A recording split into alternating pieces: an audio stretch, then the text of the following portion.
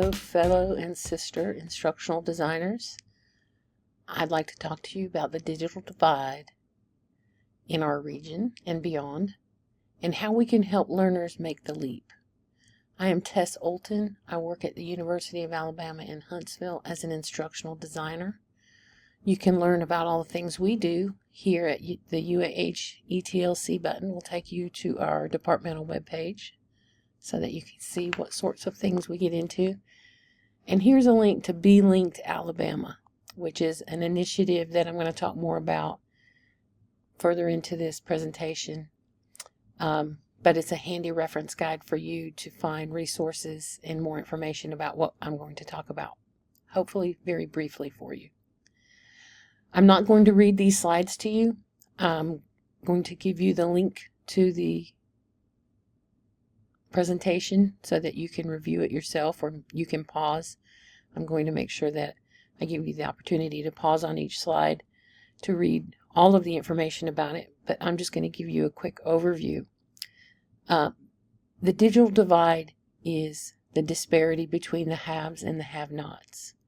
It is the growing divide between people who have access to all of the technology that we enjoy and those who do not, or who have partial access and not everything they need in order to get the job done for both attending school as well as for living their personal lives and professional lives. And that still exists, especially here in Alabama. These are some startling statistics that have been verified.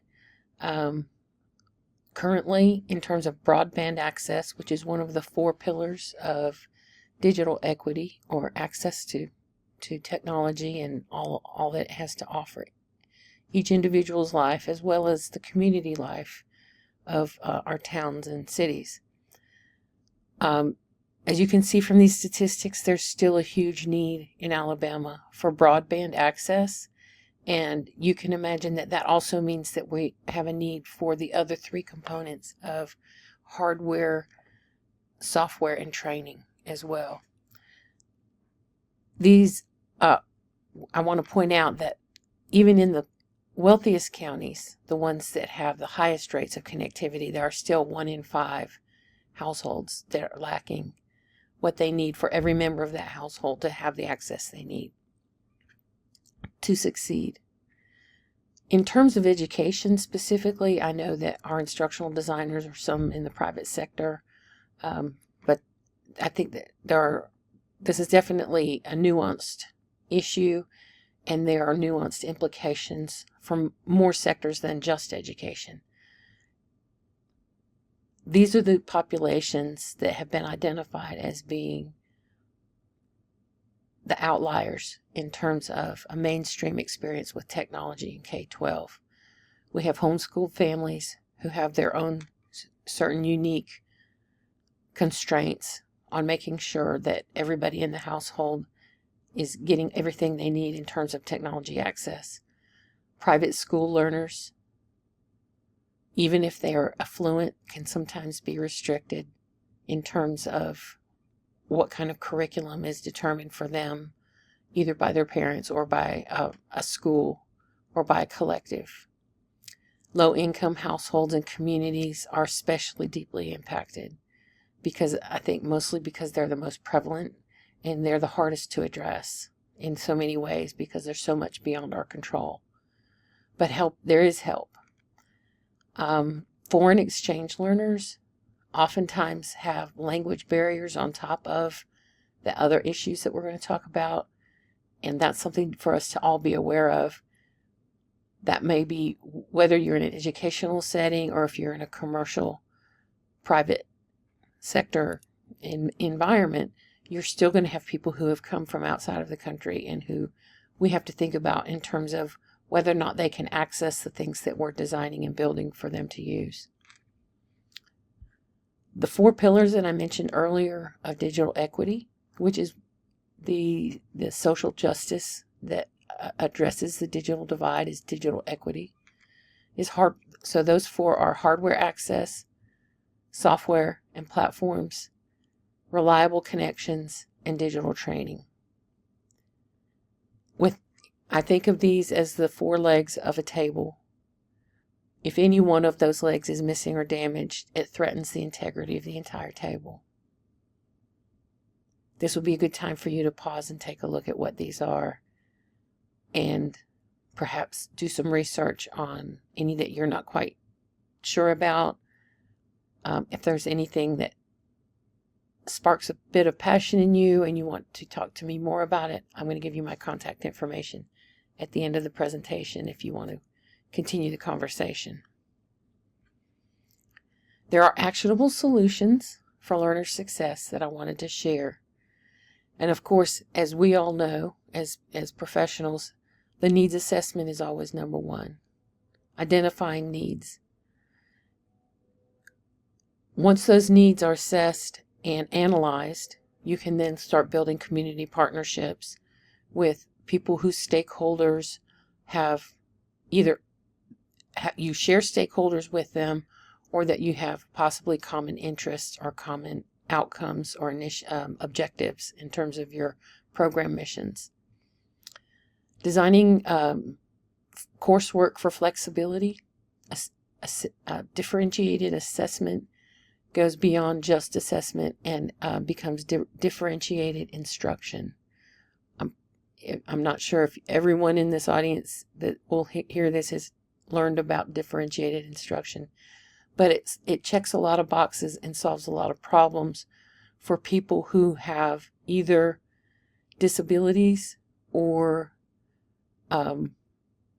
preferences, strong learning preferences for how they receive and how they deliver, how they receive teaching and how they deliver their learning outcomes. So being flexible with your coursework, giving your learners choices, is at the base of all good design. That's what's behind universal design for learning. That's what's behind ADA accessibility. And it is the foundation of best practice for the 21st century of teaching and learning. You also want to continue to promote digital literacy in your curriculum and outside of class.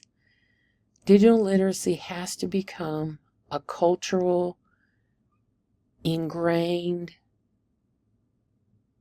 ethic and objective in order for us to all realize the benefits of what that could mean to us as a society. If all of the people who were using technology knew how to use it more effectively and use all of the features and all of the potential that software and hardware has to offer, we would be living in a different world right now than we are. That's part of my push to make sure that I keep beating this drum about the digital divide and digital equity, because we have so much already in our hands. We have so much already at our fingertips that we're not using. I did want to call out Auburn University for their Bridge the Gap initiative. It's been quite some time since they did it, but at that time they were addressing the very issues that I'm talking about, and they provided 500 learners with mobile hotspots and tablets, which resulted in a 23% improvement in course completion rates. So we have evidence, and there are a lot more little small scale projects like that I see sprinkled throughout across the country and around the globe, really. But a lot of them are still anecdotal right now. We haven't gotten the momentum to create the push to make these non-negotiable funding priorities. And that's part of what my mission is. So then along comes the AI literacy gap on top of the digital divide. And we have a lot of learners who are already behind, who may never catch up because AI is moving faster and evolving more quickly than anything I've witnessed. And I've been around a long time. We actually didn't have personal computers when I went to college, if that tells you anything. So I have seen this whole thing unfold. And I could say that there's never been more in the air, more plates in the air for us, technologically speaking, more strings for us to follow and pull, more issues that we have to keep up with, and they've never evolved quite so quickly as they are now. Luckily, there's good news in Alabama. There was a statewide development of AI policy templates for K-12 schools that was distributed last year in the summer of 2024. And there will be AI being embedded into the curriculum of K-12 schools as part of that push, so that all of the students who are in school now and will be coming through our universities may or may not be more AI literate, perhaps, than some of our faculty. So that's something that we have to look at and something that we have to think about and prepare for. The map that I'm showing you here and that you can see on your video is the current state of affairs in terms of broadband connectivity for Alabama. Where you see darkness, dark blue, is where we have strong broadband. As the colors get lighter, the broadband gets weaker or non-existent. That's a scary map. That's a scary map, I think, for anyone who lives in the state to look at and realize how far we have to go still. This website, ADECA, I'm not sure if there's a way of pronouncing that as an acronym, adeca.alabama.gov, grants funding.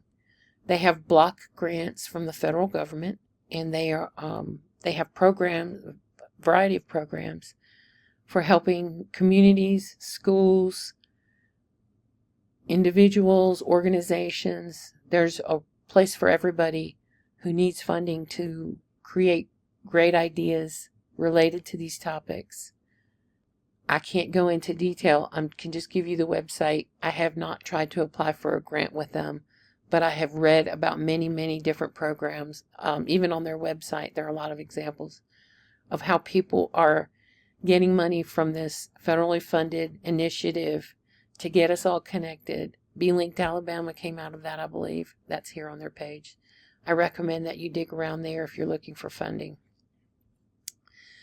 While I have you, please save the date for the second Tennessee Valley Access and Design Accessibility Conference.